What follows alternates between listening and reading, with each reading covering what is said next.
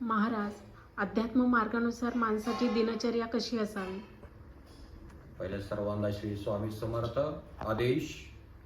आदेश. सर्वांनी लक्ष द्यायचंय. बघा, हा नाथ संप्रदाय आहे. या नाथ संप्रदायाप्रमाणे माझी तरी दिनचर्या अशी आहे. पहिले मी माझ्याबद्दल सांगतो, मग लोकांना त्या गोष्टी समजतील. नाथ संप्रदायामध्ये नियम कडक असल्यामुळे सकाळी किमान माणसाने 4:30 ते 5 वाजता उठायला हवं. उठल्यावरती त्यांनी किमान 1 ग्लास पाणी प्यावं, थोडंसं फिरावं, शौचला जावं. नित्यक्रम त्याचे झाल्यावरती त्यांनी पहिलं भगवंताचं नाम घ्यावं, म्हणजे भगवान श्री स्वामी समर्थ यांचं नाम घ्यायला हवं. किमान उठल्या उठल्या देवाला भजावं.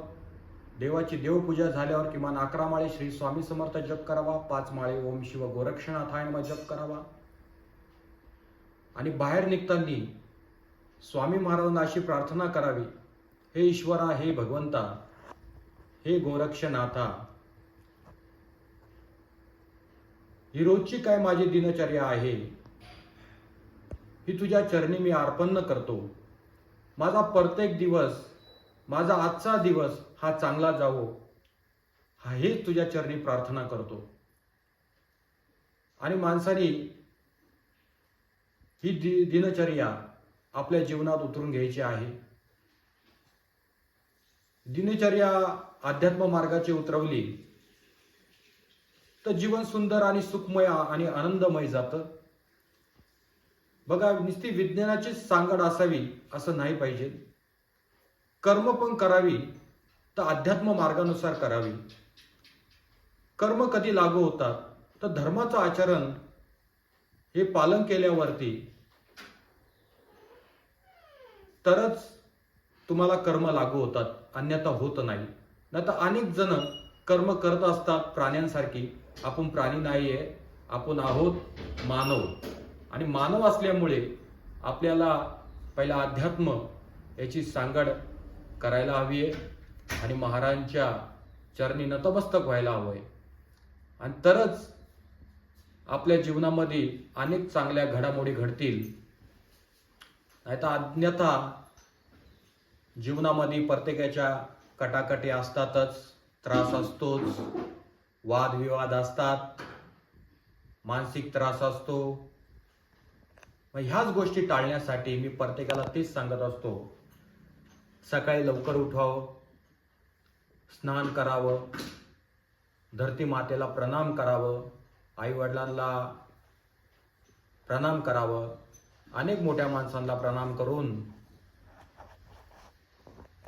आपली दिनचर्या व्यवस्थित चालवावी. आणि मग पुढे काय असतील तुमची कर्म करावी.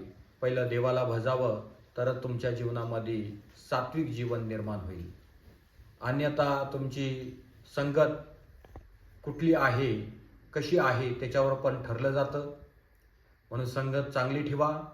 दानवांची संगत ठेवू नका, देवतांची संगत ठेवा, म्हणजेच चांगल्या माणसांची संगत ठेवा. तर तुमच्या जीवनामध्ये समाधान येईल, अन्यथा त्रासच त्रास असतो प्रत्येकाच्या जीवनामध्ये. म्हणून या सगळ्या गोष्टी टळण्यासाठी सगळ्यांनी लक्ष द्यायचंय.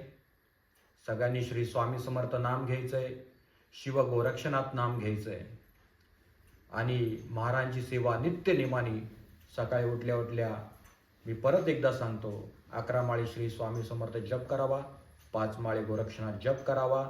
रात्री ज्यावेळेस तुम्ही तुमची कर्म करत असाल, शेतात करा किंवा तुमच्या भौतिक जीवनामध्ये, व्यावहारिक जीवनामध्ये तुमचे काही नोकर वर्ग असतील, त्यांनीही काम करून संध्याकाळी किमान स्वामींचं नामस्मरण करून, गोरक्षनाथांचं नामस्मरण करून शांत झोपायचं आहे. आणि सकाळी उठल्यावर परत त्याच पद्धतीने आपली दिनचर्या चालू ठेवायची आहे. एवढंच माझं सर्व भाविकांना सांगणं आहे. आणि सगळ्यांनी मनापासून हे ऐकायचंय. हे ऐकलं तर आपला उद्धारच आहे. बघा, कारलं किती कडू असलं पण ते पौष्टिक आहे. काही लोकांना पटेल, काही लोकांना पटणार नाही, पण अध्यात्म हेच सांगतो सकाळी उठल्यापासून संध्याकाळपर्यंत काय करावं. म्हणून कोणाची निंदा करू नका, कोणाबद्दल वाईट चिंतू नका. तुम्ही तुमच्या कामाकडे फोकस करा, अध्यात्म मार्गाकडे फोकस करा आणि ईश्वराला प्राप्त करा. हेच मानव देहाचं कार्य आहे आणि हेच त्याचं ध्येय आहे. म्हणून याला बोललं गेलेलं आहे, भाड्याचं घर खाली कर. आपण मृत्यू लोकात राहतोय आणि हे मृत्यू लोक आपल्यासाठी योग्य नाहीये. भगवंताने आपल्याला हा जन्म दिलेला आहे, तो कशासाठी दिलेला आहे? तर ह्या मृत्यू लोकातनं सुटण्यासाठी. मग ते मृत्यू लोकातनं तुम्ही कसे सुटाल? तर भगवंताचं नाम घेऊन. या कलियुगात नामालाच जास्त महत्त्व दिलेलं आहे. अन्यथा ना तपश्चर्या, ना यज्ञयाग, ना कुठे डोंगरावर, ना कुठल्या गुफेत जायची गरज नाहीये. नामाला महत्त्व दिलेलं आहे. नामातनंच मोक्ष आणि मुक्ती आहे. म्हणून सगळ्यांनी परत एकदा श्री स्वामी समर्थ म्हणायचं आहे, परत एकदा गोरक्षनाथ बोलायचं आहे. बोला श्री स्वामी समर्थ महाराज की जय, शिव गोरक्षनाथ महाराज की जय, श्री गुरु महाराज की जय. ओम श्री महालक्ष्मी माता की जय. हर हर महादेव. अलख निरंजनाधीश आधीश आधी.